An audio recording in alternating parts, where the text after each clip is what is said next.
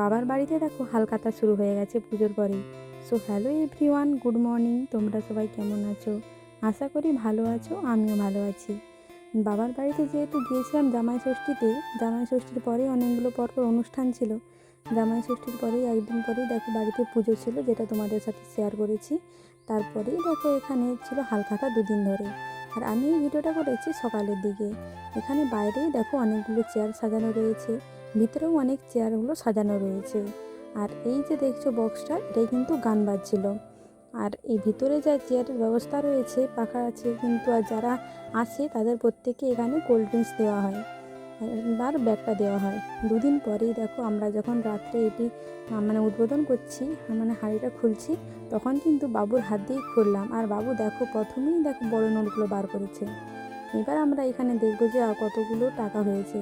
তোমরা এখানে গেস করে বলো তো এখানে কতগুলো টাকা আছে।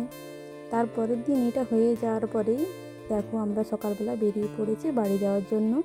সকালে বেরিয়ে ঘুম থেকে উঠে মুড়ি খেয়ে বেরিয়েছি।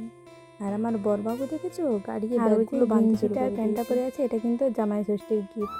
আর দেখো আমার শাড়ির সাথে পুরো গেঞ্জির কালারটা পুরো ম্যাচ হয়ে গেছে। এই কালারটা কিন্তু খুবই মিষ্টি কালার, খুবই ভালো লাগছে। এদিকে আমার বাবুকেও রেডি করে দিয়েছে, চশমাটা পরাচ্ছি কিন্তু ও পড়তেই চাইছে না। অনেক দিন হলো বাবার বাড়িতে থেকে, এবার তো বাড়ি যাওয়ার পালা। দেখো এদিকে ব্যাগ এখনও বাঁধা হচ্ছে না, কত কত কষ্ট করে সে ব্যাগটাই বাঁধছে। আর বাবু তো চশমা পরিয়েছি, সে তো খুলে দিচ্ছে, চশমাটা পরতেই যাচ্ছে না, সে ঘুরে আমাকে চশমা পরিয়ে দেবে।